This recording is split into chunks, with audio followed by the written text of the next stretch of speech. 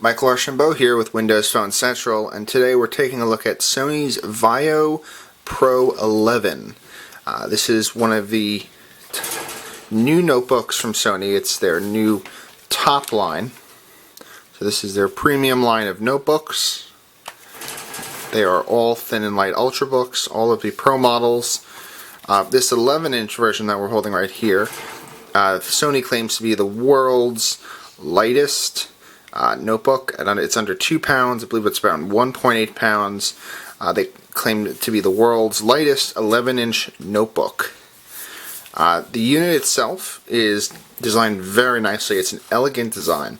The model we have here has the carbon black finish. It's also available in regular black and a white. Both are slightly more reflective. This is a nice matte finish and attracts less fingerprints.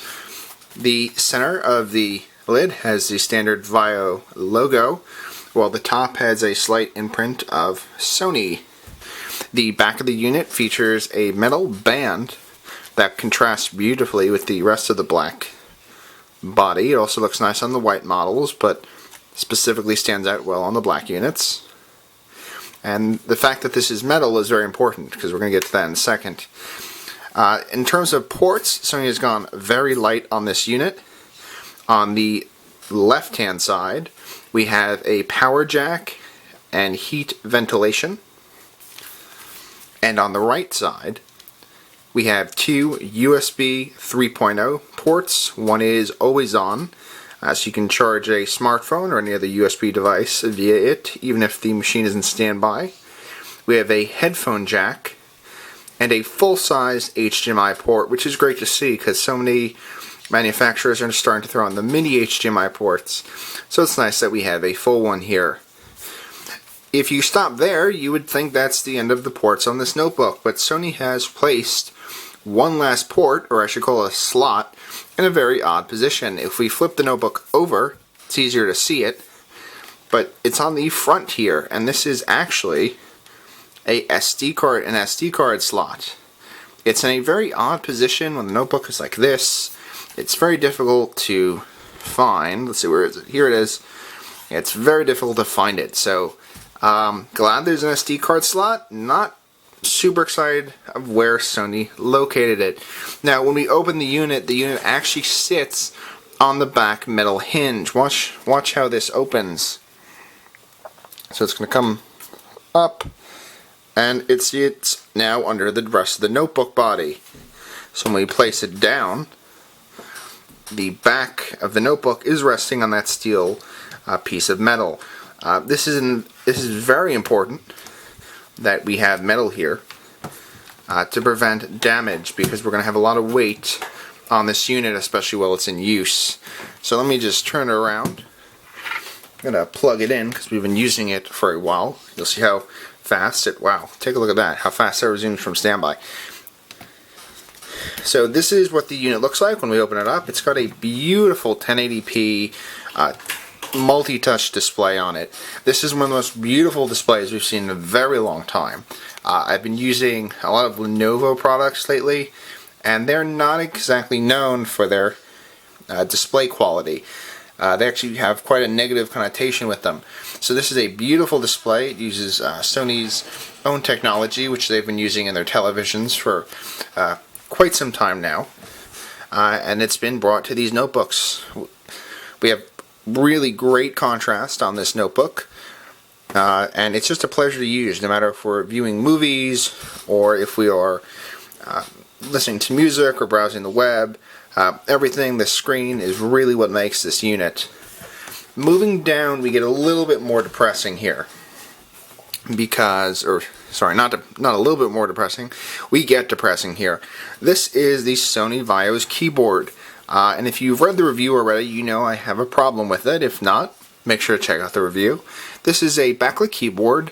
The keyboard's a little bit smaller than we would have liked. Now, we know it's an 11-inch notebook, but for the amount of size that the keyboard occupies versus what's still available here on the sides where my thumbs are, and the free space around it, we feel like they could have made the keyboard a little bit bigger.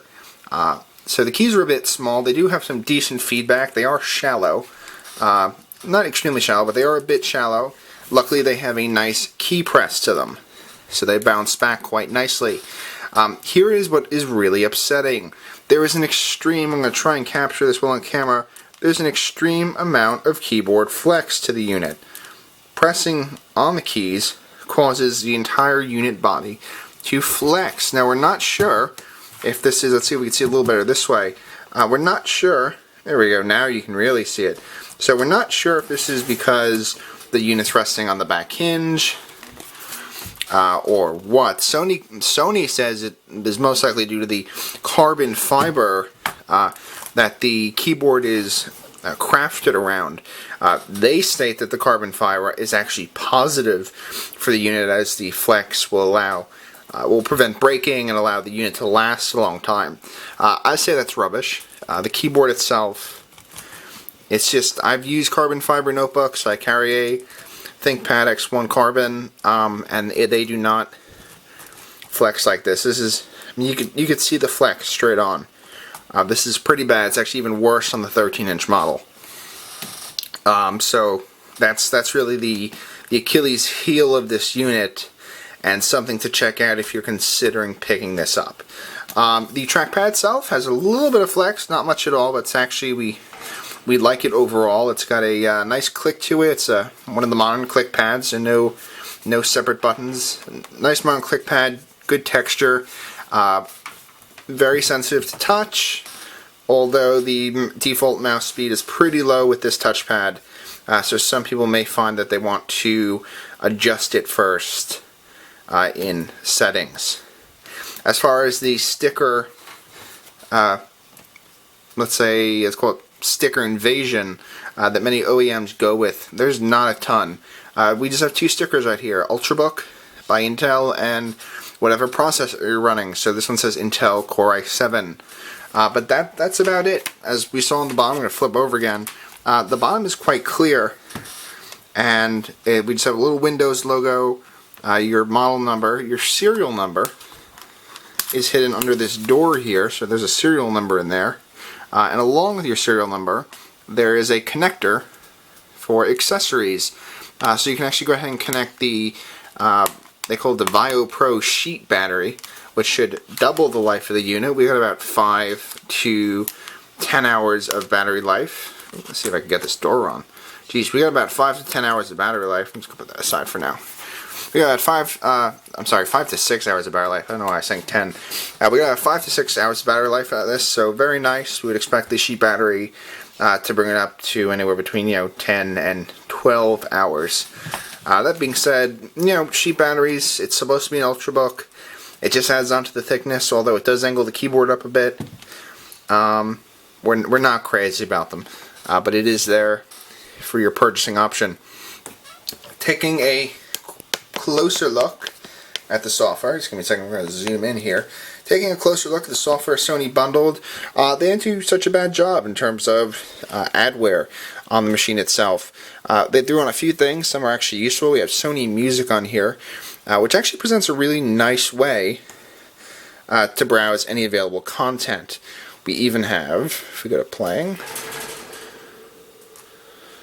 okay, this nice cover flow sort of situation here, which I just apparently got rid of somehow. There we go. Okay, this nice cover flow situation. It's a decent alternative to the Microsoft included music app, so that is nice. They did a decent job with that. The other thing they threw in, which kind of cool but very lacking in features, is this software called Social Life. I'm actually not going to sign into it, but Social Life allows you to view your Twitter and Facebook feed all in one. We have screenshots in the written up review of how that looks.